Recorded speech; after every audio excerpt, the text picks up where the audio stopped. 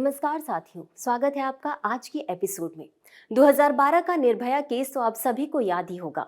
ये केस कैसे दिल को झकझोर देने वाला था। इस केस से न केवल हमारी संवेदना प्रभावित हुई, बल्कि इसने समाज पे, न्याय व्यवस्था पे और कानून पर, तीनों पर प्रश्न खड़े कर दिए। लाखों लोग सड़कों पर उतरे, उन्होंने प्रदर्शन किया। इसके बाद सरकार ने फैसला लिया। सरकार ने कानून बदले, समाज व्यवस्था में बदलाव लाने की कोशिश की।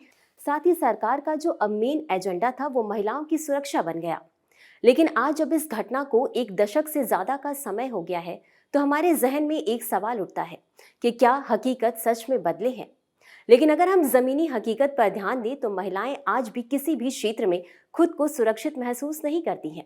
चाहे वो आसपास की जगह हो, चाहे वो सड़कें हो, फिर चाहे वह उनका कार्यस्थल, सभी जगह पर महिलाओं को कुछ न कुछ समस्या का सामना जरूर करना पड़ता है। आज भी लड़कियां अपने घर से बाहर दूर जाती हैं कार्य करने के लिए, लेकिन परिवार को एक चिंता हमेशा सताए रहती है और वो अक्सर सवाल पूछते हैं, कहाँ हो, किस रास्ते से आओगी, किसके साथ आओगी।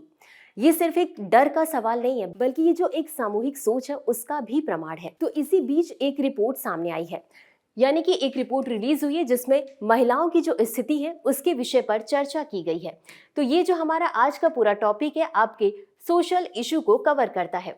और आप देखेंगे कि ये जो हमारी न्यूज़ है इसे द हिंदू ने, द हंस इंडिया ने, हिंदुस्तान टाइम्स और इंडियन न्यूज़, कई न्यूज़ चैनल ने कवर किया है। तो इस लिहाज से भी ये न्यूज़ जो है वो बेहद महत्वपूर्ण साबित होती है।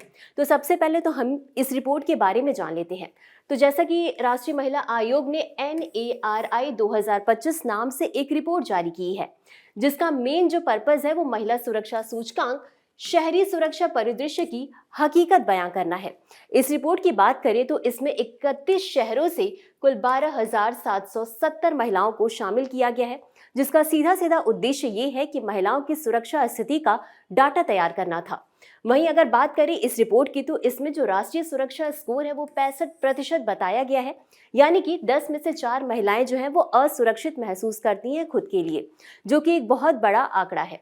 वहीं बात करें तो 60% महिलाएं ऐसी हैं जो खुद को सुरक्षित मानती हैं, लेकिन 40% से ज्यादा महिलाएं जो हैं वो खुद को पूरी तरह से असुरक्षित मानती हैं। वहीं एक डेटा ये भी चौंकाने वाला सामने आया है कि इसमें जो है वो युवा महिलाओं की स्थिति ज्यादा खराब है। यानी कि 2024 की अगर हम बात करें, 2024 के डेटा को देखें तो सार्वजनिक उत्पीड़न की जो टोटल दर थी वो 7% थी, जिसमें कि 24 वर्ष से जो कम आयु, जिनकी कम आयु थी, उनका टोटल प्रतिशत जो है वो 14% है, जो कि एक बहुत बड़ी संख्या है।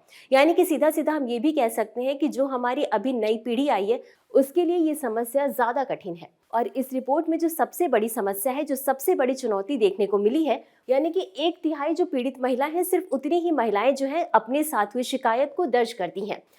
और इसके पीछे का जो मेन रीजन है वो ये बताया जा रहा है कि 75% ऐसी महिलाएं हैं जिनको लगता है कि अगर वो शिकायत दर्ज करेंगी तो उनका सपोर्ट नहीं किया जाएगा, उनके केस में जो है उनकी शिकायत का समाधान नहीं होगा। और इस रिपोर्ट में ये भी बात सामने आई है कि रिपोर्ट किए गए जितने भी मामले उनमें से केवल 22% ही FIR दर्ज किए गए और जो दर्ज हुए हैं उनमें से सिर्फ 16% पर ही कार्रवाई की गई है। तो आप देख सकते हैं कि यहाँ पर एक सबसे बड़ी समस्या जो आ रही है वो कानून व्यवस्था को लेकर के आ रही है।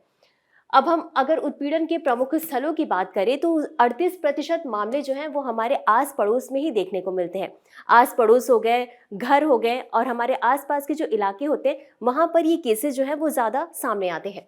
वहीं 29% मामले जो हैं वो सार्वजनिक परिवहन में, जैसे कि हम मेट्रो में, बस में ट्रैवल करते हैं, तो 29% ऐसे मामले जहां पर हमें महिलाओं को असुरक्षा की भावना सामने आती है। इस रिपोर्ट ने सार्वजनिक कार्यस्थल जो है, यानी कि महिलाओं का जो वर्क स्पेस है, उसको भी लेकर के एक डेटा दिया है, जिसमें कि 91% ऐसी महिलाएं हैं जिनके अनुसार जो वर्क प्लेस है, जो उनका कार्य क्षेत्र है, वहां का वातावरण उनके लिए सुरक्षित है, जो कि एक सकारात्मक संकेत देता है।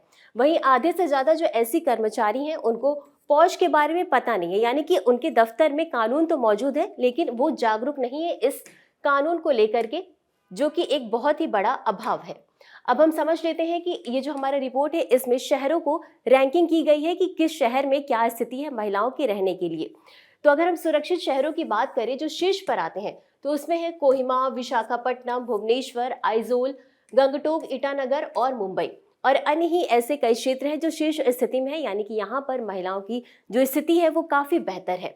वहीं अगर कम सुरक्षित शहर में यानी निचले स्तर की बात करें तो उसमें है पटना, जयपुर, फरीदाबाद, दिल्ली, कोलकाता, श्रीनगर और रांची।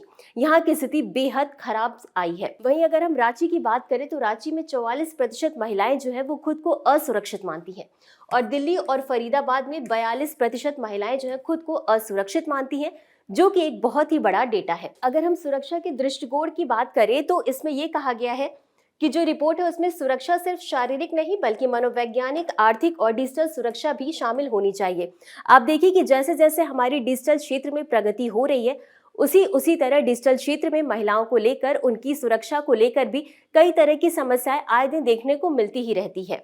वहीं सुरक्षा की भावना में समय और स्थान के साथ बदलाव भी देखने को मिलता है। अब आगे बढ़ते हैं और समझ लेते हैं कि ऐसे में आगे की राह क्या होनी चाहिए।